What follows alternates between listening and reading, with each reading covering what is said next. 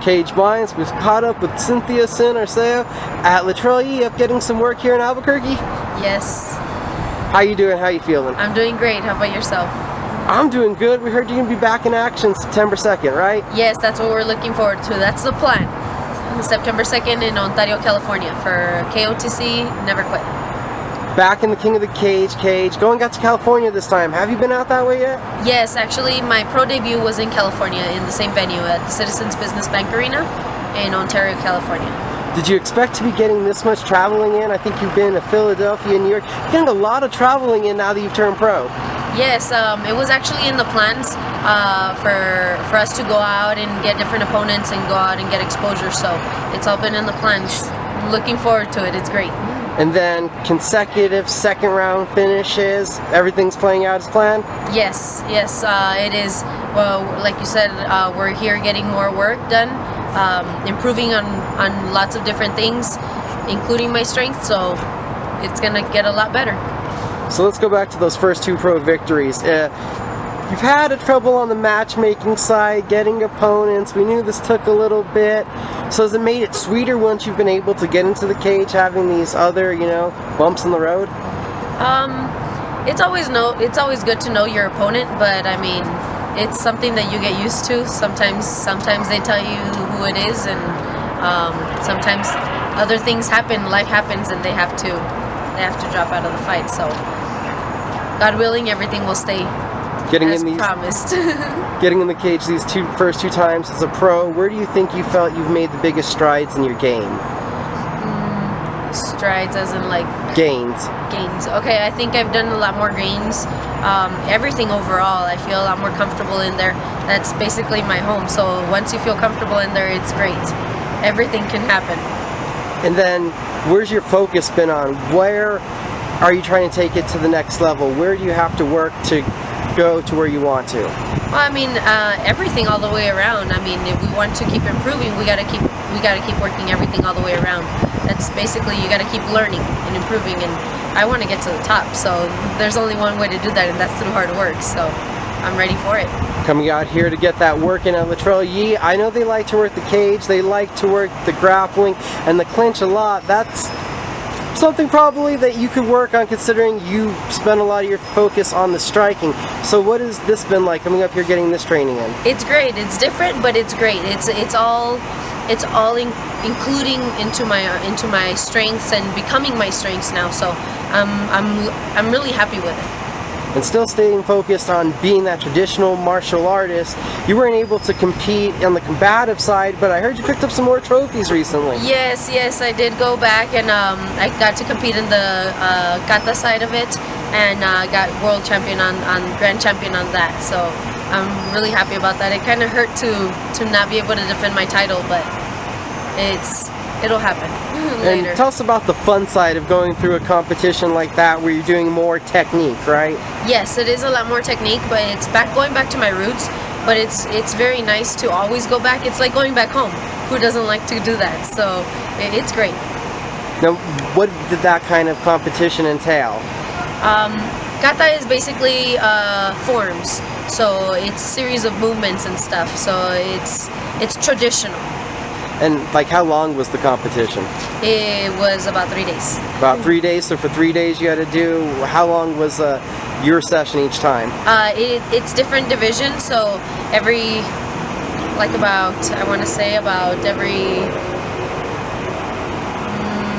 hour or so. Like, you did one, and then you eliminate each other, and then you go on to the next round and stuff like that. So it's still highly competitive. Yes, it is still highly competitive. So it's still fun to do things like that. Yes, it is. And do you plan to continue still do katas and competitions like this as you're ascending in your mixed martial arts career? Oh yes, definitely. Now, how is it different going into a competition like that from being so much in the MMA fight world? I think the best part of it is that my traditional side of it allows me to adapt. So adaptability is a big part of it. So I mean, to me, it's just part of the game. It's different rules, different places. It makes you a better fighter. Now, also with the travel and getting out, seeing all these different styles, these different places, How much does that reassure to you what you're doing in your training? It definitely reassures it. I mean, I'm a big believer that we all learn from each other. So it's always great to go back and see different things that maybe are instilled in other practitioners, and you build it up from there. 2-0, looking to go 3-0 September 2nd. What do you got to do on September 2nd to take that next step in your career? I'm going to go out there and give California a show. Right now I heard we're still waiting for confirmation on the opponent, right? Yes, we are, but as soon as we have a contract, I'll go ahead and let you guys know. Where does that put you in your training at 3 weeks out, I believe we're at? Yes, it basically, like I told you, it's improving myself as a fighter. It is always nice to have an opponent that you know, that way you can tweak little things here and there for them, but overall, it's about improving myself and becoming a better fighter myself. Do you think that will change as you go up the levels in the game? Maybe a little bit, but not too much. I think as long as I keep improving, there's nothing somebody else can do. We know that you wanted to get the pro debut, you got that out of the way. It's 2-0, 2 TKO finishes, so you've got the finish out of the way. What are some goals right now for you?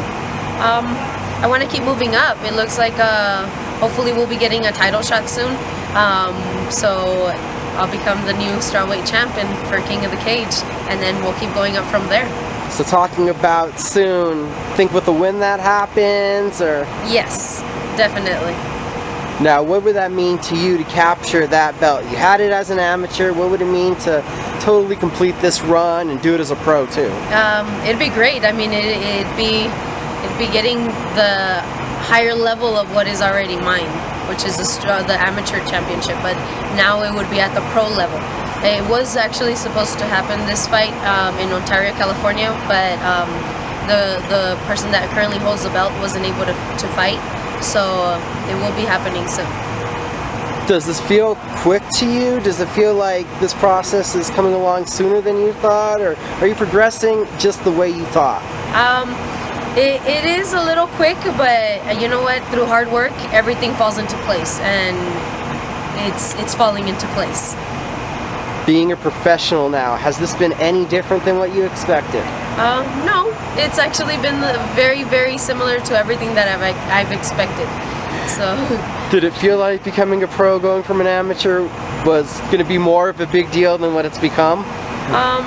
No, I think a lot of people see it as a different thing, when in reality you're still doing the same thing. I mean, as long as you train, well, I mean, I guess I trained hard as an amateur, so it just went on to the professional level.